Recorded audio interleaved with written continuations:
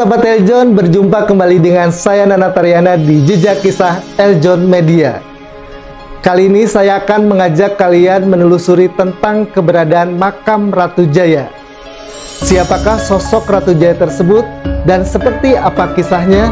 Ikuti terus perjalanan saya hanya di Jejak Kisah.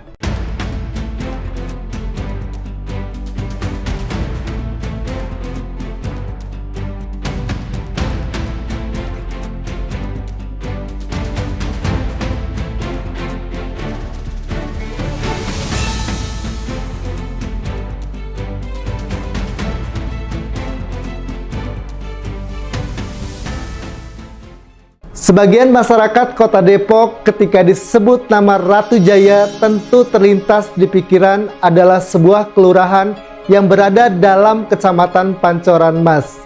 Namun, dari mana asal-usul kelurahan yang bernama Ratu Jaya tersebut dan seberapa berpengaruh Ratu Jaya sehingga dijadikan nama sebuah kelurahan di Depok, Jawa Barat?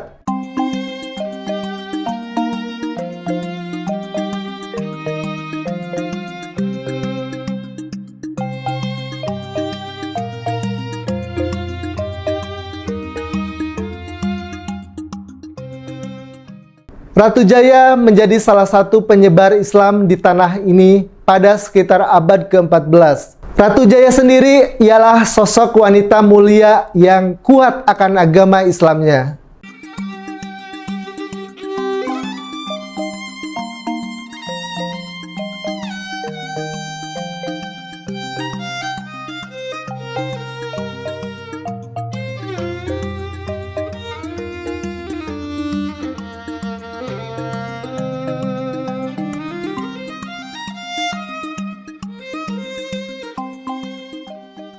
Oke, sahabat Napak Tilas, kali ini saya masih berada di Depok. Nah, kita akan kunjungi salah satu situs bersejarah di Depok ini, yaitu makam Ibu Ratu Jaya. Kita akan coba eksplor ya, seperti apa sih cerita pitutur atau mitos-mitos tradisi yang diselenggarakan di Makbaroh ini. Simak liputannya ya teman-teman. Kita hari ini berada di tempat makam petilasan makam Ibu Ratu Jaya, seorang yang namanya menjadi nama sebuah desa di Kota Depok, yaitu Ratu Jaya, yang diabadikan menjadi nama wilayah Ratu Jaya, yaitu Nyimas Mayang Sari Nagasari.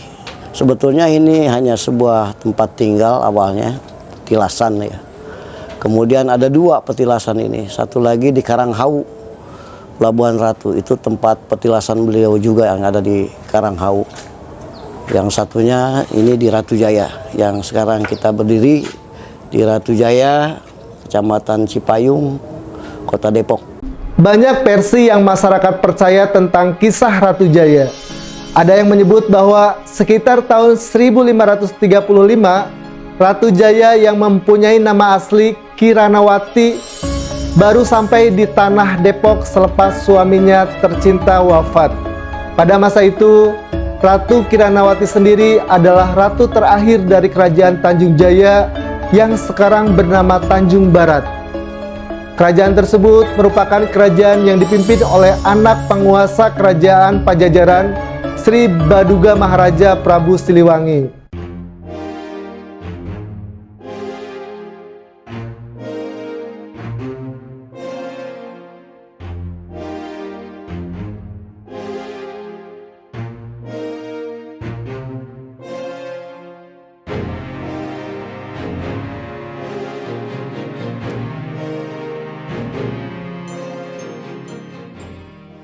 Yang datang dari sini hampir dari semua kota ya.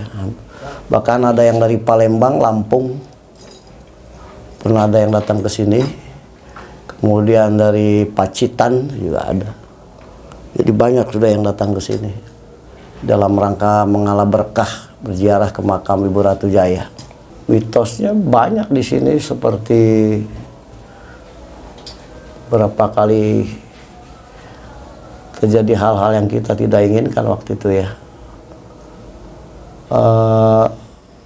Kalau Bu Ratu Jaya sendiri inginnya Ratu Jaya ini bersih dari hal-hal yang tidak baik begitu.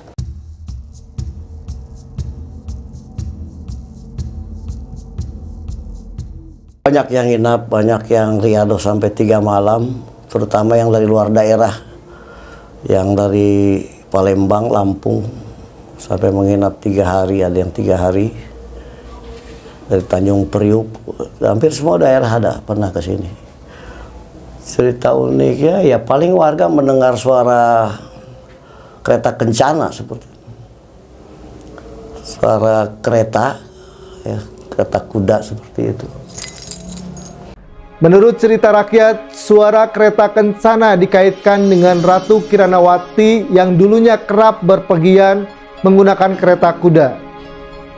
Setiap ia akan berpergian jauh, ia senantiasa dilepas dengan mengumandangkan azan.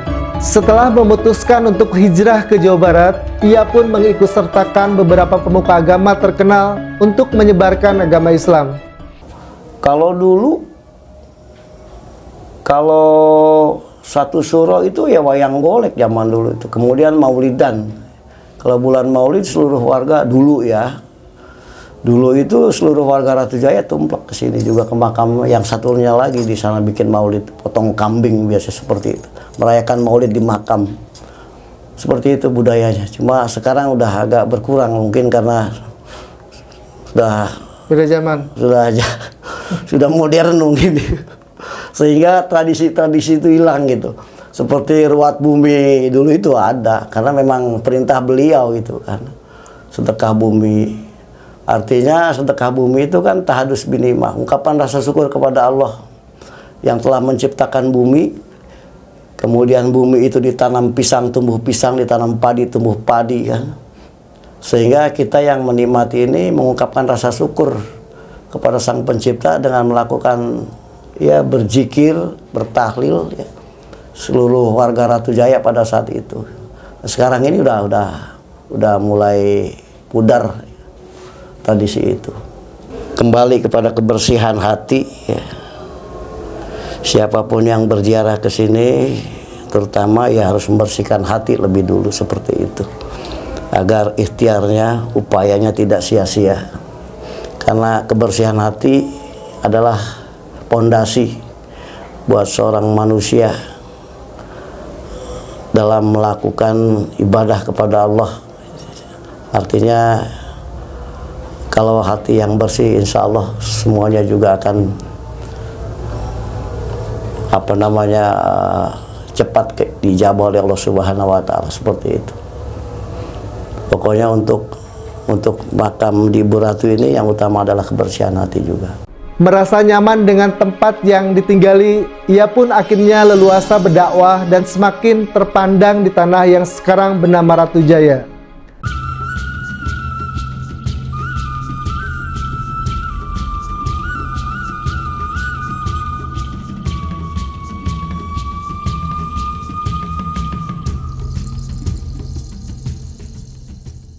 Saya akan menceritakan tentang perjalanan saya di makam Ibu Ratu ini. Sejamannya pada saat itu ayah saya masih ada, saya pernah diajak berjarah di malam Jumat itu. Hampir 7 malam saya berjarah. Nah, banyak hal yang saya rasakan, terutama adalah ketenangan diri saya pada saat itu. Saya masih dalam keadaan masih bujang. Bapak saya mengajak saya untuk berjarah dan ke makam. Ya betul yang disampaikan pada Kiai tersebut pada saat di bulan Maulid tersebut. Saya juga pernah ngikut di sini selamatan ruat bumi, dan pada saat itu kita warga Ratu Jaya khususnya keturunan dari yang menjaga makam dan tetangga-tetangga makam di sini itu sering mengadakan kita potong kambing, selamatan dan bersedekah bumi di sini. Terutama memang saya sendiri dah beberapa kali membawa tamu-tamu yang pada saat itu pengen jarah ke makam Ibu Ratu. Saya izin dengan Kiai Langitan untuk menjarahi makam Ibu Ratu Kiranawati tersebut. Ya, kalau untuk cerita-cerita unik, salah satunya beliau, apa yang disampaikan beliau benar, ketika itu ada suara kereta kencana, terus juga kebetulan di belakang ini ada pohon besar yang bermacam-macam, tergantung ketika kita masuknya ini niatnya baik atau tidak. Karena ketika memang tidak baik itu akan diganggu, tergantung yang mereka alami. Seringkali memang itu ada haungan macan seperti itu. Ya saya alami sendiri ketika saya duduk di sini itu diantar sama ayah saya itu 7 malam Jumat. Ya, itu suara kencana, kereta kencana itu saya alami sendiri seperti itu kan.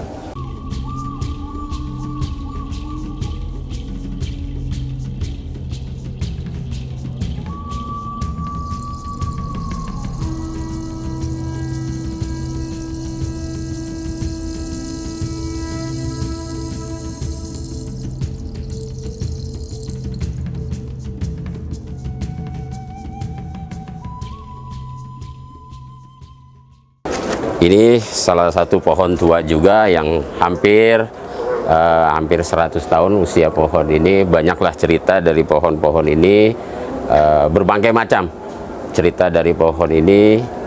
Ada ya kalau orang Ratu Jaya bilang ini ada penghuninya, seperti itu, tergantung kitanya sendiri menyikapi dari pohon ini. Yang saya alami seperti itu.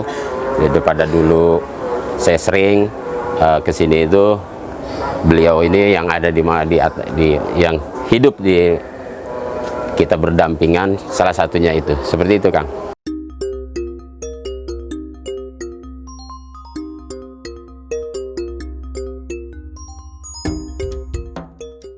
Oke Sobat Tapak Tilas, cukup sekian ya liputan kali ini di situs Ibu Ratu Jaya, Kota Depok. Sampai ketemu di liputan selanjutnya ya teman-teman.